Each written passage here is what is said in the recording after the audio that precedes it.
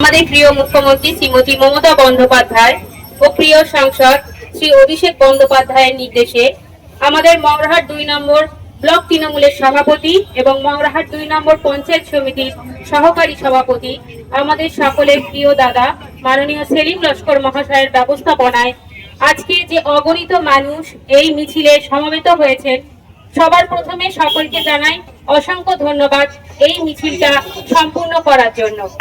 আজকে আমি এখানে উপস্থিত হয়েছি শুধুমাত্র একজন ব্লক তৃণমূলের সভাপতি, পঞ্চায়েত সমিতির সভাপতি বা বক্তা হিসেবে নয়, আমি এখানে উপস্থিত হয়েছি আপনাদেরই একজন হয়ে। আমি এখান থেকে অনুভব করতে পারি সেই সকল মা ও বাবাদের আর্তনাদ যারা ওষুধের অভাবে তাদের শিশুদের বিনা চিকিৎসায় মরতে দেখছে, সেই সকল বৃদ্ধ বৃদ্ধাদের কথা যারা জীবন ধারণের জন্য এক মুঠো অন্ন নাকি ওষুধ কিনবে বুঝতে পারছে না। ওষুধ কোনো বিলাসিতার জিনিস নয়, এটি মানুষের মৌলিক অধিকার।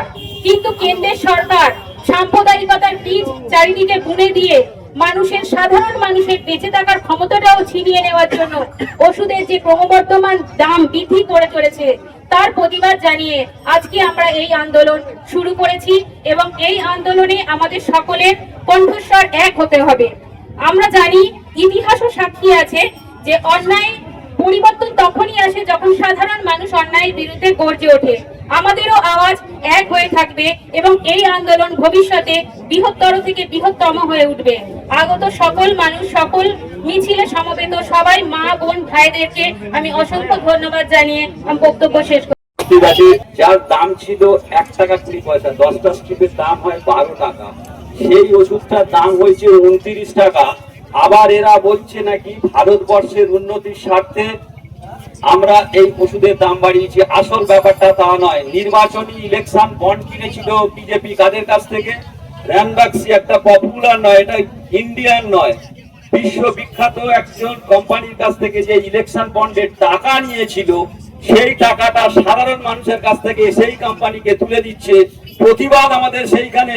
আমার দলের নেত্রী মমতা বন্দ্যোপাধ্যায় ঠিক জায়গাটা ধরেছে যে ইলেকশন বন্ডগুলো আজকে বিজেপি সর্বভারতীয় ক্ষেত্রে সমস্ত ওষুধ কোম্পানির কাছ থেকে যে টাকাটা তারা তাদের রাজনৈতিক ফান্ডে নিয়েছিল, আপনার আমার মা বোনেদের কাছ থেকে, পাড়ার প্রান্তিক গ্রামীণ মানুষের কাছ থেকে সেই টাকাটা তারা তাদের সেই পুঁজিবাদদের হাতে তুলে দিচ্ছে। কারা তারা পুঁজিবাদ? হয় তারা আমেরিকায় থাকে, নয় তারা অস্ট্রেলিয়ায় থাকে, কেউ ইংল্যান্ডে থাকে। আমাদের দেশের তারা কেউ নয়।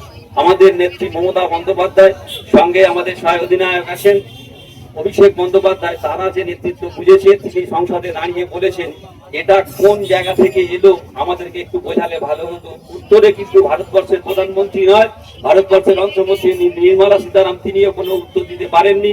তাই আমি আমাদের কর্মীদের বলবো, আজকে শুধু আমরা এটা ট্রেলার দেখালাম, একটা সিনেমার ট্রেলার হয়, এটা শুধু আমরা ট্রেলার দেখালাম। সারা পশ্চিম বাংলা আবারও ভারতবর্ষের শ্রেষ্ঠ আসনটা নেবে মমতা বন্দ্যোপাধ্যায়, অভিষেক বন্দ্যোপাধ্যায়ের নেতৃত্বে। দিনটার অপেক্ষা থাকুন। আমরা তাপদাহের মধ্যে আমরা আস্তে আস্তে আন্দোলনটাকে সংগঠিত করছি। এই আন্দোলন আমরা এমন জায়গায় নিয়ে যাব, কেন্দ্রীয় সরকারের যে বসে আছে, যে হারমাত বসে আছে, সেই হারমাতটার নাম কি? নাম আমাদের মোদীর সরকার চলছে। মোদীর সরকার চলছে না, চলছে কটা বেনিয়াদের, অর্থাৎ কটা ব্যবসায়ী লোক সরকারকে যা বলছে সেটাই চলছে। তাই আমি আমাদের সমস্ত কর্মীদের কাছে করজোড়ে নিবেদন করি, আগামীকাল রামনবমী আছে। আমি আমার সমস্ত এখানে যারা এসছেন তাদেরকে আমি বলি, ধর্মর জায়গায় থাকবে।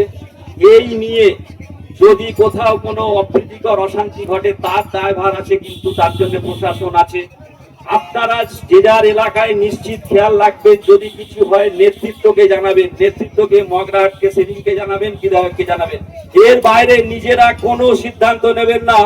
আমরা দেখিয়ে দেবো তৃণমূল কংগ্রেস অত্যন্ত সভ্য এবং অত্যন্ত ডিসিপ্লিন দল। আমরা আগামী দিনটা তারা যাই করুক তার জন্য প্রশাসন বুঝে নেবে। আমরা স্ব দায়িত্বে, স্ব নেতৃত্বে আমরা কিন্তু কেউ কিছু বুঝবো না। আমি আমার সকল তৃণমূল কংগ্রেস কর্মী যারা যেখানে দাঁড়িয়ে আছেন, আমি তাদের কাছে করমস্তকে বলে যাই, আগামী দিনকে সামনে রেখে আমাদের মধ্যে যে বিভাজনটা তৈরি করতে চাইছে তৃণমূল কংগ্রেস কোনো ফাঁদে পা দেবে না, আমি এটা নিশ্চিত বলতে পারি। আর ওয়াকফ বিল নিয়ে যেটা কেন্দ্রীয় সরকার করছে জেনে রেখে দিন, ওয়াকফ মুসলিম সম্প্রদায়ের প্রপার্টি, সারা ভারতবর্ষে যা আছে সেটা তাদের প্রপার্টি। যদি হিন্দুদের কোনো প্রপার্টি থাকে সেটা হিন্দুরা এনজয় করবে। যেটা মুসলিম দেশেরা কেন আমরা এনজয় করতে যাব, এইখানে গন্ডগোলটা বাজিয়ে যেটা করতে চাইছে। আমরা লড়াই আন্দোলনে থাকবো। আবারও নিবেদন করি, ধর্মের জায়গায় ধর্ম হবে, কিন্তু রাজনৈতিক প্ল্যাটফর্মে দাঁড়িয়ে যে বা যারা ধর্ম করবে, আমরা আমাদের গণতান্ত্রিক পদ্ধতি মেনে সেই ধর্মকে আমরা প্রতিহত করব, শেখা প্রতিবাদ করব। কোন রকম প্ররোচনায় পা দেবেন না। সকলে ভালো থাকুন। জয় হিন্দ। আপনারা জানেন এই মিছিল শুরু হয়েছে বিডি অফিসের প্রাঙ্গণ থেকে, এখানে এই পর্যন্ত প্রচন্ড দাবদাহ চলছে। প্রচুর মা বোনেরা আজকের এখানে এই মিছিলে পায়ে পায়ে তারা হেঁটেছে। আজকের নেতৃত্ব দিয়েছে সেলিম লস্কর, মগরাহাট ব্লক তৃণমূল কংগ্রেসের সভাপতি। এখানে উপস্থিত আছে মগরাহাট ব্লক এর পঞ্চায়েত সমিতির সভাপতি রুনা ইয়াসমিন, উপস্থিত আছে আমাদের জেলা পরিষদের সদস্যদ্বয় অঞ্জলি লস্কর এবং অনুপ বৈরাগী। এছাড়া উপস্থিত আছে মগরাহাট ব্লক 2 পঞ্চায়েত সমিতির বুথের কর্মাধ্যক্ষ প্রদীপ হাজার জন্য লড়াই।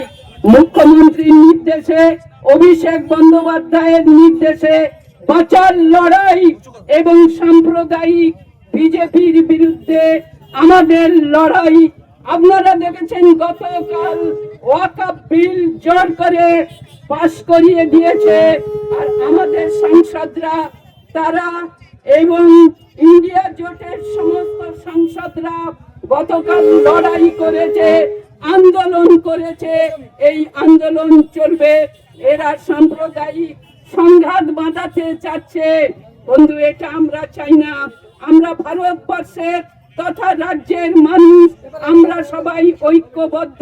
হিন্দু নয়, মুসলিম নয়, খ্রিস্টান নয়, সমস্ত মানুষ, সমস্ত সম্প্রদায়ের মানুষ আমরা ভাই ভাই হয়েছিলাম, আমরা ভাই ভাই হয়ে থাকতে চাই। এটাই ভারতবর্ষ। অতীত ভারতবর্ষকে দেখলে সবাই রক্ত ভারতবর্ষ স্বাধীন হয়েছে। এই ভারতবর্ষ বিজেপির নেতৃত্বে ভারতবর্ষের মানুষ কেউ চাচ্ছে না। একটার পর একটা